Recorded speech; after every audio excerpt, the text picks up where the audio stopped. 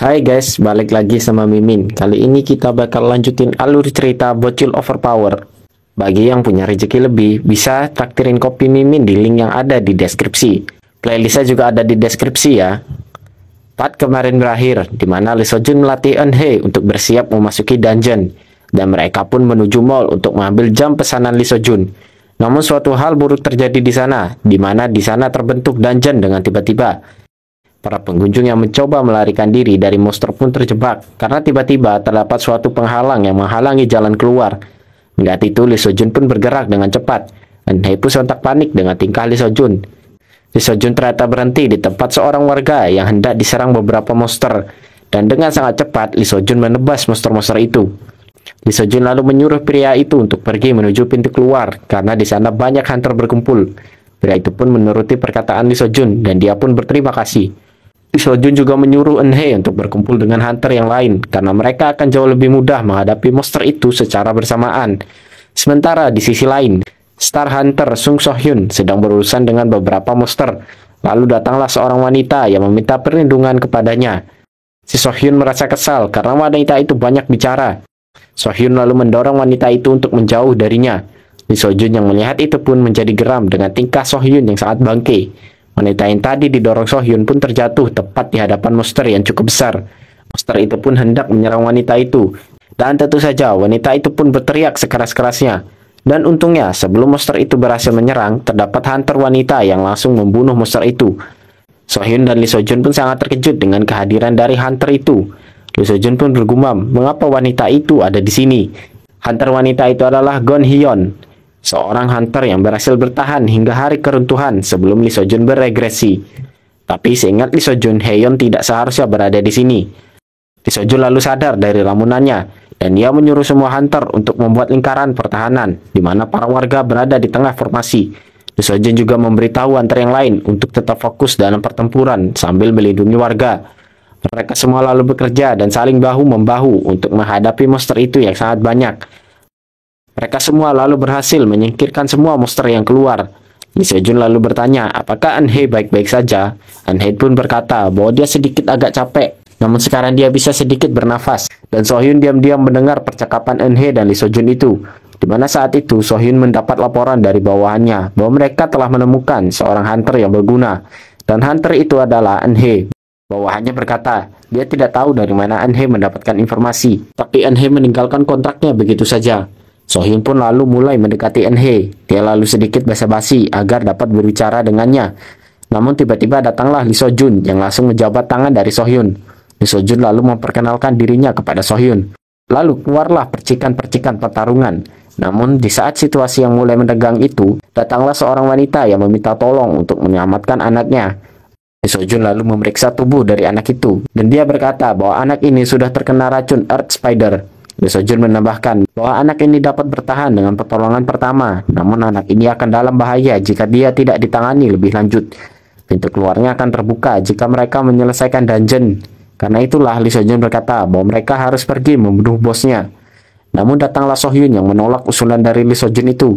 So Hyun berkata bahwa pintu dungeonnya akan terbuka dalam 24 jam. Lagi pula mereka tidak akan bisa mengalahkan bos karena mereka kekurangan anggota. Lee Sojun lalu membantah So Hyun. Lee Sojun berkata bahwa anggota di sini lebih dari cukup untuk melawan bos itu, dan anak itu juga tidak akan bisa bertahan lebih lama lagi. So Hyun lalu merendahkan Sojun karena dia terlihat seperti pelamar pemula, jadi dia tidak akan mau mendengar perkataan dari Sojun, dan dia akan tetap berada di sini. Eunhye pun mulai geram dengan tingkah dari So Hyun yang pengecut. Eunhye lalu berkata, kenapa So Hyun tidak mau menyelamatkan seseorang padahal dia bisa melakukan itu? Lee Sojun lalu bergumam bahwa sebelum regresinya, So Hyun menyelesaikan dungeon ini saat pintu keluarnya sudah terbuka. Lee Sojun dan Eunhye pun memutuskan bahwa mereka akan melawan bosnya. Dan mereka pun mendapatkan bala bantuan, dan yang akan membantu mereka adalah Hyeon. Dia lalu memperkenalkan namanya kepada Lee Sojun dan Eunhye. Eunhye pun tampak senang karena mereka mendapatkan bantuan. Dan sementara Lee Sojun sudah bisa menebak hal ini akan terjadi, karena sebelum regresinya, Hyeon dan So Hyun menyelesaikan dungeon ini bersama. So Hyun lalu mencoba menghasut Hyeon untuk tidak pergi bersama Lee Sojun dan Eunhye. Hyeon lalu menatap So Hyun dengan tajam. Lalu dia menyuruh So Hyun untuk berhenti main-main dan lebih baik dia berhenti menjadi hunter saja. Mendengar ucapan Hyeon membuat So Hyun menjadi sangat kesal. Lalu mereka bertiga pun akan melawan bos dungeon dan menyelesaikannya. Di dalam dungeon, mereka melihat sesuatu yang bercahaya di kegelapan. Enhe lalu bertanya kepada Sojun, apakah cahaya itu? Sojun lalu berkata bahwa itu adalah lumut luminescent. Itu adalah tanaman yang hidup di dalam dungeon. Heon lalu berkata bahwa tadinya dia mengira Enhe adalah seorang hunter senior karena cara bertarung Enhe sangat bagus. Enhe lalu berkata bahwa Heon terlalu memujinya. Heon lalu bergumam bahwa Lee Sojun dan Enhe telah menunjukkan skill yang sangat luar biasa sebagai hunter pemula. Terlebih lagi Lee Sojun, dia petarung yang cukup istimewa dari cara penilaiannya yang akurat dan kemampuan kepemimpinannya. Ucap Heon kagum. Heon lalu mengusulkan mereka untuk menentukan pemimpin raid kali ini. Dia berkata bahwa dia tidak memiliki kemampuan untuk itu. Enhe pun juga tidak percaya diri untuk melakukan sesuatu yang penting seperti ini. Dan melihat itu, Heon lalu menunjuk Lee Sojun sebagai pemimpin raid kali ini. Lee Sojun lalu bergumam bahwa sekarang Heon sedang mencoba menguji kemampuannya. Awalnya Lee Sojun ingin menunjukkan beberapa skillnya, namun dia tidak jadi melakukannya karena akan terjadi masalah jika Heon mengetahui banyak hal. Lee Sojun yang tidak punya pilihan lain pun menjadi pemimpin raid kali ini. Lee Sojun berpura-pura kesulitan agar Heon sulit untuk menilai kemampuannya. Di tengah perjalanan, tiba-tiba Lee Sojun merasakan sesuatu dan dia pun menyuruh Enhe dan Heon untuk berhenti. Ternyata di depan mereka terdapat bos monster dari dungeon ini, yaitu sebuah slime. Heon pun tidak percaya bahwa slime yang biasanya menjadi alat latihan untuk pemula malah menjadi bos dungeon. Lee Sojun lalu mengingatkannya untuk tidak meremehkan monster itu, karena slime itu tetaplah bos dungeon. Heon lalu mengusulkan untuk langsung menyerang saja, karena lawan mereka cuma sebuah slime. Lee Sojun lalu mengingatkan Heon bahwa dia adalah pemimpin raid kali ini, jadi dialah yang akan membuat perintah. Heon pun tidak bisa membantah perkataan Lee Sojun. Lee Sojun lalu memberitahu mereka untuk berhati-hati saat turun, karena slime sangat sensitif dengan getaran. Heon pun mengerti dan dia akan turun terlebih dahulu. Heon lalu melapisi kakinya dengan mana untuk meredam getaran. Melihat itu, Enhe pun bertanya, apakah semua hunter bisa melakukan itu? Lee Sojun pun menjawab bahwa mereka belum bisa melakukan hal itu. Namun dengan latihan yang keras setiap hari, maka mereka akan bisa melakukannya. Namun tiba-tiba pengait yang digunakan Lee Sojun dan Enhe pun terlepas, hingga membuat Enhe terjatuh. Dan karena itu pula, membuat slime itu terbangun karena merasakan getaran. Heon lalu menenangkan Enhe, walaupun slime itu terbangun, namun pergerakan mereka sangatlah lamban. Namun Heon tidak menyadari bahwa slime itu bergerak dengan cepat di belakangnya. Slime itu pun dengan cepat menuju ke arah Enhe dan akan menyerangnya. Dan serangan dari slime itu menimbulkan kerusakan yang cukup parah. Untungnya Lee Sojun datang dengan tepat waktu dan berhasil menyelamatkan Enhe. Heon pun tidak bisa mempercayai bahwa slime itu bisa bergerak dan memiliki kekuatan semacam itu. Lalu slime itu pun mulai menunjukkan bentuk aslinya, dan dari dalam slime itu keluarlah sebuah tengkorak. Mereka pun tambah terkejut dan bertanya-tanya, apakah benar itu adalah sebuah slime? Slime itu pun kembali melancarkan serangannya kepada mereka bertiga. Namun untungnya mereka dapat menghindari semuanya. Mereka lalu bersembunyi di balik reruntuhan, karena monster itu buruk dalam hal penglihatan. Lee Sojun lalu bergumam bahwa sampai saat ini semuanya berjalan sesuai rencananya. Ternyata sebelum mereka turun, mereka telah membuat sebuah strategi, di mana Lee Sojun berkata bahwa slime sangat lemah terhadap api. Jadi walaupun cuma sesaat, itu akan berguna untuk memecah selaputnya. Dan dengan begitu, mereka dapat melihat inti slime itu. Lee Sojun lalu membuat siasat, di mana dia dan Heon akan mengalihkan perhatian dari slime itu. Dan Enhe akan bertugas mengawasi dari samping, untuk berjaga-jaga jika sampai ada keadaan darurat. Maka Enhe akan memberikan serangan untuk mengcover Lee Sojun dan Heon. Scene lalu kembali ke situasi mereka sekarang, di mana monster itu menyerang secara brutal. Melihat itu, Lee Sojun lalu bergumam, mereka tidak akan punya kesempatan untuk melakukan serangan jika monster itu terus ngamuk. Terlebih lagi, tempat mereka bersembunyi tidak akan bisa bertahan lama. Melihat itu, Heon pun mengajukan dirinya untuk mengalihkan perhatian slime itu. Heon pun lalu berlari dengan cepat untuk mengalihkan perhatian monster itu. Heon yakin dia akan menang jika beradu stamina dengan monster itu. Monster itu pun mulai menyerang ke arah Heon yang tengah lari. Namun dengan mudah, Heon dapat menghindari serangan itu. Heon lalu menyadari bahwa slime itu memiliki area serangan yang luas. Namun slime itu tidak bisa bergerak dari tempatnya sekarang. Setelah itu, Heon lalu menyiapkan skillnya untuk memotong dan membuka slime itu dari dalam. Lee Sojun pun terkejut melihat kuda-kuda dari Heon. Heon lalu menggunakan skill Absolute Split, di mana skill itu adalah skill Heon sebelum Lee Sojun regresi. Lalu dengan sangat cepat, Heon menebas semua monster slime itu. Heon lalu akan memberikan tebasan pamungkasnya kepada slime itu dari belakang. Lee Seo-jun lalu bergumam, jika itu adalah Heon sebelum regresi, maka Heon dapat membelah apapun itu. Namun, menurut Lee Seo-jun, Heon yang sekarang masih kurang untuk menjadi seorang Sword Master. Dan benar saja serangan Heon hanya memberikan luka kecil kepada slime itu, karena slime itu yang sangat keras.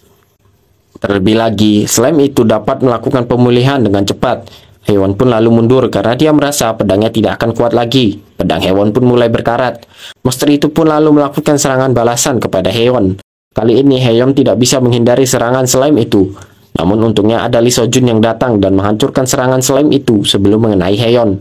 Lee Seo-jun lalu melemparkan sesuatu kepada monster itu. Heon pun menyadari bahwa Lee Seo-jun melempar minyak kepada monster itu. Lee Seo-jun lalu memberitahu Heon bahwa bagian slime itu akan semakin keras jika dekat dengan intinya. Dan terlebih lagi, slime ini memiliki tingkat keasaman yang lebih tinggi dibanding slime biasanya. Lee Seo-jun lalu memberi saran agar mereka menyingkirkan selaput luarnya dahulu dan lalu menyerang ke bagian dalamnya. Heon lalu berkata bahwa mengatakannya memang mudah, tapi kenyataannya sekarang mereka sedang terdesak.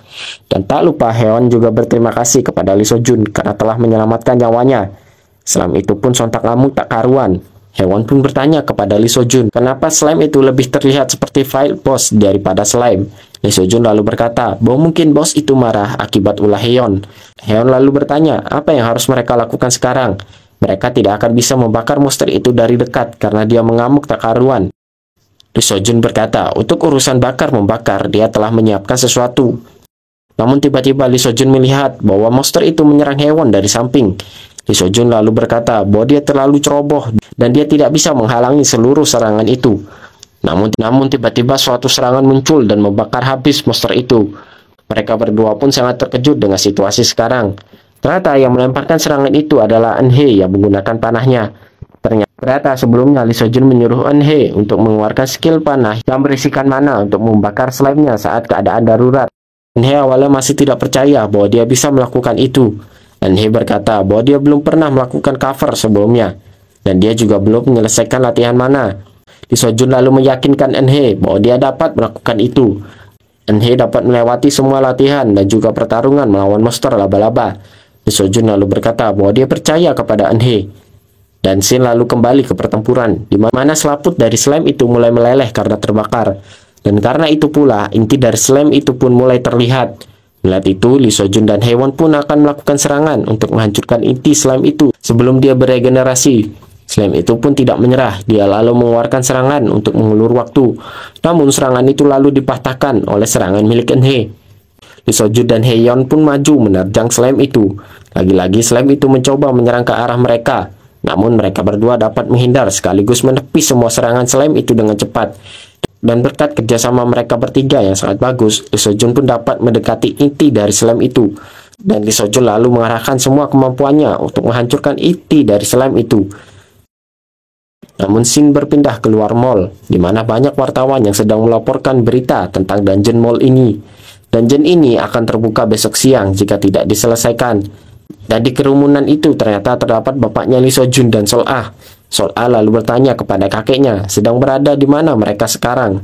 Namun bapaknya Lee Seo-jun hanya terdiam dan dia mengingat saat Lee Seo-jun menitipkan Sol-ah kepada mana saat itu Lee Seo-jun berkata bahwa dia akan pergi ke pusat perbelanjaan di Dairon. Dan disinilah mereka menunggu Seo-jun. Para wartawan pun mengabarkan bahwa pintu dungeon telah terbuka. Hal itu pun membuat bapak Seo-jun menjadi khawatir. Dan para wartawan lalu menghubungi Hunter So-hyun untuk dimintai keterangan. Padahal bukan dia yang nyelesain dungeonnya. Sol-ah lalu memberitahu kakeknya kalau di sana terdapat bapak sama ibunya. Dan nampak Lee Seo-jun, Eun-hye, dan Haewon yang sangat kelelahan setelah menyelesaikan dungeon ini. Namun ekspresi Lee Seo-jun dan Eun-hye pun berubah saat mereka melihat Sol-ah datang menghampiri mereka. Melihat Sol-ah, Haewon pun bertanya kepada Lee Seo-jun, siapa anak itu? Lee Seo-jun lalu berkata bahwa Sol-ah adalah anaknya dan Eun-hye. Dan dia juga memperkenalkan Sol-ah kepada Haewon. Haewon pun sedikit agak terkejut dan dia pun bertanya, berarti Eun-hye dan Lee Seo-jun sudah menikah? Lee Seo-jun pun menjawab, ya kurang lebih seperti itu. Sol-ah lalu dengan imut menyapa Haewon dan dia juga memuji Haewon kalau dia kakak yang cantik. Sontak hal itu pun membuat Haewon kepincut dengan keikutan dari Sol-ah. Haewon pun berkata bahwa dia akan memberikan Sol-ah sesuatu. Lee Seo-jun pun bergumam bahwa terdapat satu orang lagi yang tersihir oleh Sol-ah. Sol-ah lalu memberitahu bapaknya dan ibunya kalau kakeknya berada di sana. Bapaknya Lee Seo-jun lalu menatap mereka dengan sangat tegas.